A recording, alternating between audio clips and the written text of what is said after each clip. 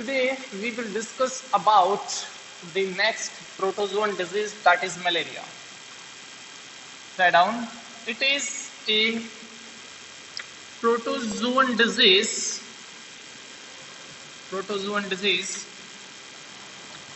caused by Plasmodium.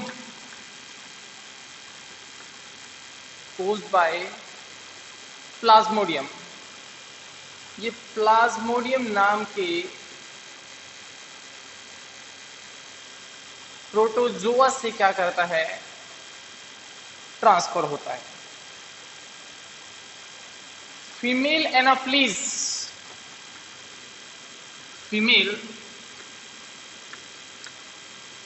Anopheles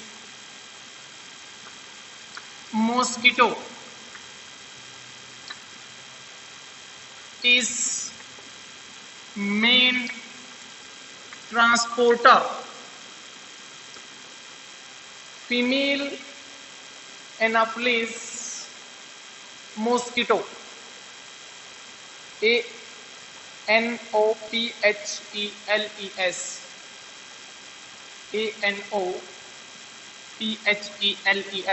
Anopheles mosquito is responsible, or we can say main transporter, which transfer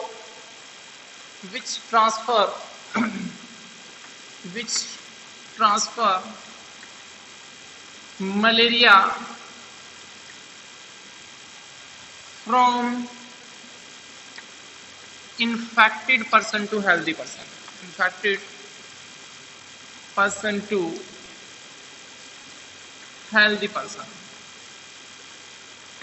Mean there is requirement of blood contact. Blood contact जरूरी होता है इसके अंदर transfer करने के लिए, वरना ये इजीली ट्रांसफर नहीं हो सकता। It can't easily transfer, we can say transfer by food, water, और we can say hand shaking, all this.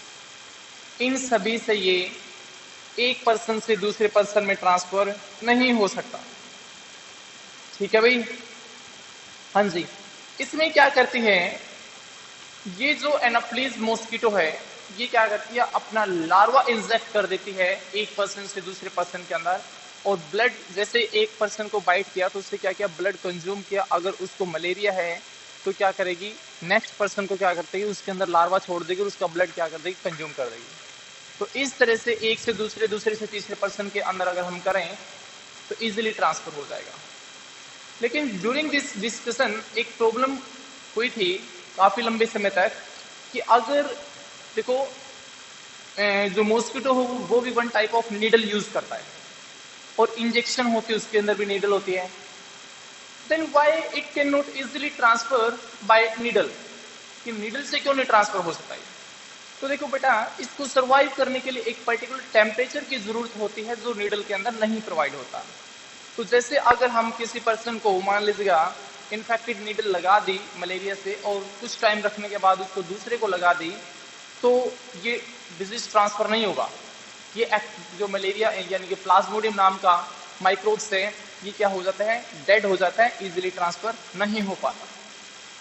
तो इट क्या होता है, सिर्फ एंड सिर्फ मॉस्किटो से ट्रांसफर होता है। नेक्स्ट होता है हमारे पास, what is the symptoms of this malaria.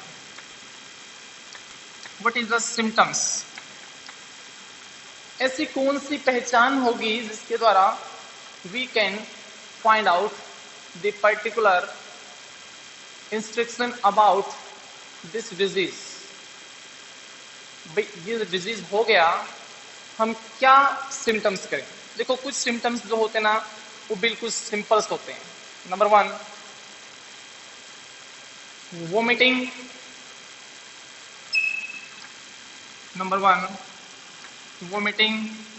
Number 2 headache, number 3 fever. देखो, वन टाइप ऑफ मलेरिया जो वन टाइप ऑफ फीवर है, लेकिन इसके अंदर बहुत ज्यादा स्वेटिंग होनी स्टार्ट हो जाती है, नहीं, पसीना जो है वो बहुत ज्यादा आता है। ठीक है, एंड अगर हम बात करें इसके अंदर, तो इसी के दौरान क्या होता है, एनीमिया नाम की डिजीज भी होनी स्टार्ट हो जाती है इसी के अंदर। एनीमिया एक वैसे तो अलग से डिजीज है, लेकिन एनीमिया के भी सिम्टम्स आ जाते हैं इसके अंदर। एनीमिया क्या होता है, the disease which are due to the deficiency of HB, haemoglobin की डेफिशिएंसी के कारण बॉडी के अंदर जो डिजीज होती है उसको बोलते हैं हम एनीमिया। तो मलेरिया के अंदर क्या होते हैं, HB कम हो जाता है। मैंने तुमको पहले भी बताया था, ये क्या करते हैं, सारे के सारे ब्लड के अंदर सर्कुलेशन को डिस्टर्ब कर देते हैं। हाँ जी, नेक्स्ट आता है हमारे पास हाउ टू कंट्रोल। इसको कंट्रोल कैसे करें भाई। हमारे पास हेडेक भी हो गया, एनीमिया की कमी आ गई, हमने क्या क्या ब्लड की चेकिंग भी करा ली, और ब्लड में चेक कराने के बाद टेस्टिंग के दौरान क्या कर दिया गया, मलेरिया पॉजिटिव बता दिया गया। Then what is the main control. ठीक है भाई, तो देखो मैंने पहले भी बताया था, इसको डिजीज को कंट्रोल करने के लिए एक ही मेडिसिन है, वो है कुनेन नाम की। तो लिखो, it can be controlled by quinine नाम की डिजीज है, जो सिंकोना नाम के प्लांट से ऑब्टेन करती है, which are obtained from Cinchona plants, which are obtained from Cinchona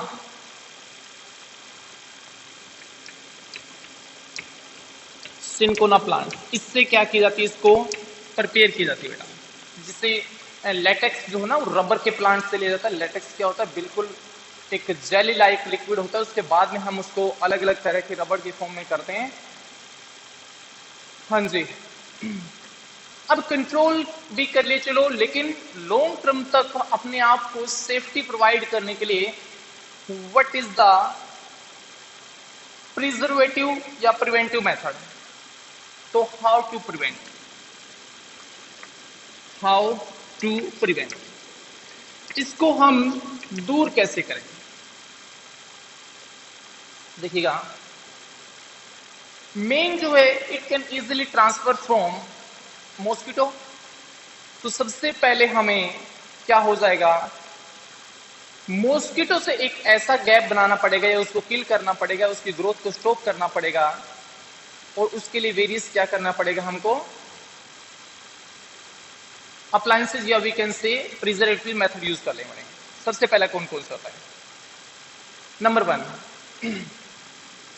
by using wire gauge or net on window, doors, etc. जो भी आपके घर पे विंडो है या डोर है, उसके ऊपर लोहे की जाली लगा दीजिएगा, वायर गेज यूज कर लीजिएगा।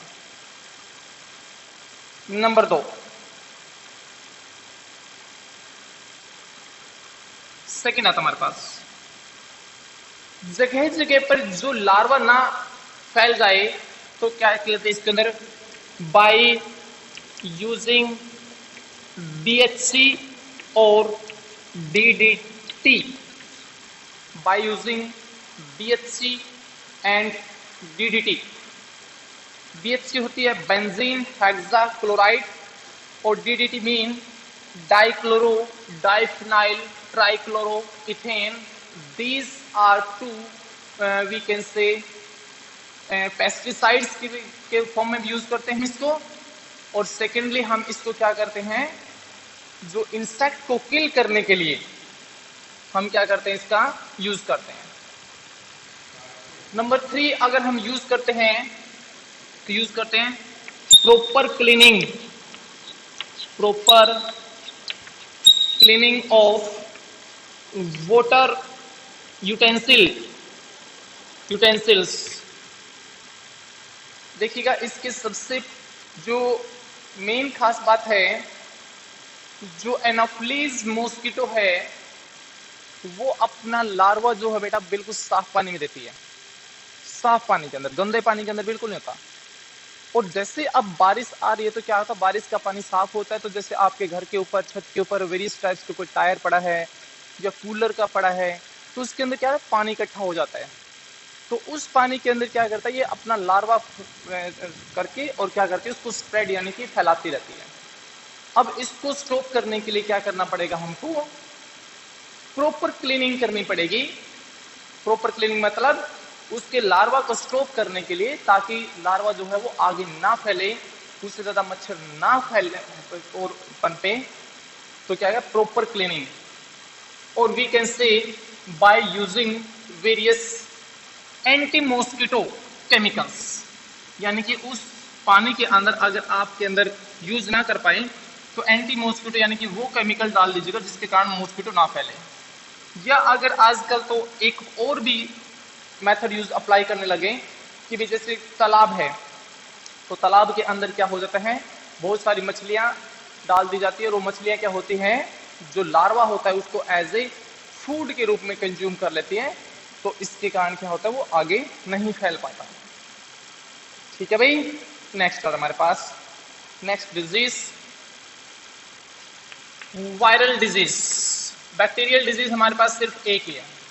नेक्स्ट हमारे पास वायरल डिजीज, वायरस से जो फैलते हैं। तो लिखो those disease which can be transfer और produce by virus is called viral disease. जो वायरस के द्वारा फैलते हैं उसको हम वायरल डिजीज बोलते हैं। The main viral disease are, viral disease जो है वो वन बाय वन हम क्या करते हैं,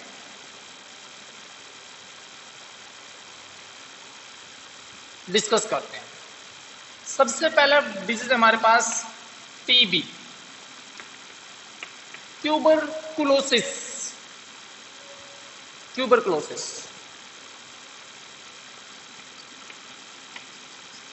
ट्यूबरकुलोसिस। देखो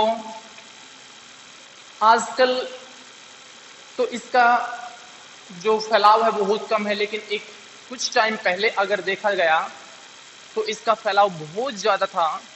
और शायद टीवी में एक एड भी आती थी उस टाइम, डोट्स नाम की केमिकल की, शाहरुख खान और अमिताभ बच्चन दोनों देते थे डोट्स। वो फ्री दवाई होती थी, जैसे क्यूनिन फ्री दवाई मिलती है मलेरिया के लिए, तो वो डोट्स जो थी ना वो टीबी के लिए यूज होती थी। उसका मेन रीजन था कि जो पीछे हमारी जनरेशन थी वो स्मोकिंग बहुत ज्यादा करती थी, और स्मोकिंग के द्वारा क्या होता था, उनके अंदर सबसे पहले क्या होती थी, कफिंग होती थी, और कफिंग के बाद उसका लेवल बढ़ने के कारण वो क्या हो जाता था, टीबी का रूप ले लेता। और ये जो होता है वो माइकोबैक्टीरियम ट्यूबरकुलोसिस नाम के बैक्टीरिया के द्वारा ट्रांसफर होता है।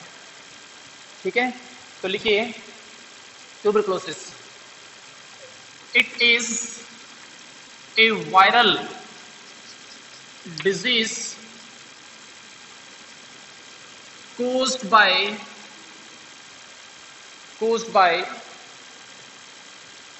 Mycobacterium tuberculosis. Mycobacterium tuberculosis. Mycobacterium tuberculosis. It damages our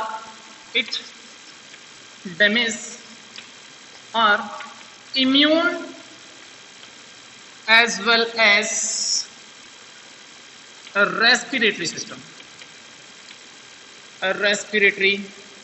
system. और ये जो है ना बेटा, ये जेनेटिक डिजीज भी है। Mean it can easily transfer from parents to their offspring, बिल्कुल आसानी से चली जाती है। ठीक है भाई। दूसरा ये कम्युनिकेबल डिजीज भी है। अगर किसी ने यानी कि दूध पी रहे हो और एक बच्चे को ट्यूबरकुलोसिस है, उसी के साथ आप वो कर गए, शेयर कर गए, तो आपको पक्का श्योर है कि ट्रांसफर आपको टीबी हो जाएगा। तो नेक्स्ट आता है हमारे पास mode of transmission. Mode of transmission number 1, सबसे ज्यादा ट्रांसफर होता है बाय मिल्क, और सेकंड होता है by coughing,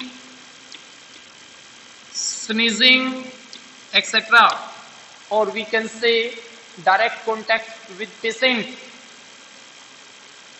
direct contact with patient.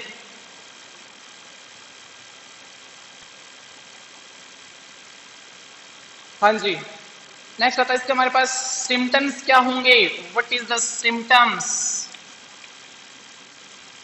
देखो 2 या 3 तो कॉमन होते हैं। Number 1 fever, number 2 headache, number 3 chest pain, number 4 respiratory problem. Respiratory problem,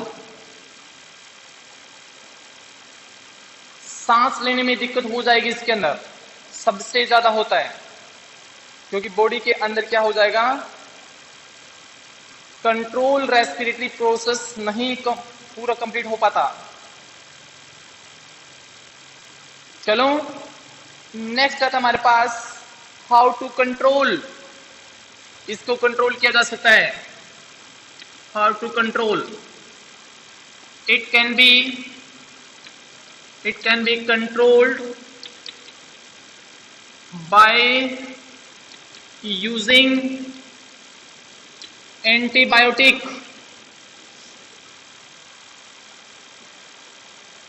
market के अंदर they are available, specific type के अवेलेबल है, वैक्सीन एंटीबायोटिक अवेलेबल है, जिसके द्वारा हम क्या कर सकते हैं, इजिली क्या करते हैं, इसको ट्रांसफर या कंट्रोल कर सकते हैं। लेकिन अगर एक पर्टिकुलर लेवल से ज्यादा हो गया तो फिर क्या करते हैं, हम सर्जरी से उस बॉडी पार्ट को ही बॉडी से बाहर निकाल देते हैं। लेकिन this is highly costly as well as painful treatment. तो एज कंपेयर टू कि आप टीबी के किसी स्टेज तक पहुंच पाओ, इससे अच्छा है कि जैसे ही आपकी कफिंग होती है तो 21 डेज की लास्ट कफिंग मानी जाती है, उससे पहले आप अपने लार्वा को टेस्ट करा लीजिएगा। हाँ जी, इसके बाद में आता है method of prevention. Methods of prevention, हम इससे बचे कैसे। सबसे पहले number 1 sanitisation. Sanitisation, properly sanitise करके हम अपने आप को प्रोटेक्ट कर सकते हैं। सेकेंडली यूज पास्चुराइज्ड मिल्क, मतलब मिल्क को जो है वो उबाल के यूज करना चाहिए। Pasteurised, PASTEURIZED, pasteurised milk. Third आता हमारे पास कम्युनिकेबल डिजीज है, bye isolation of patient. Patient को क्वारंटाइन कर दीजिएगा, आइसोलेट कर दीजिएगा, उसका दूसरे लोगों से कुछ टाइम के लिए रिलेशनशिप कट कर दीजिएगा। एंड नंबर 4 आता है हमारे पास बाय बैलेंस और nutritious diet. By balance diet, these are the various preservative method by which we can stop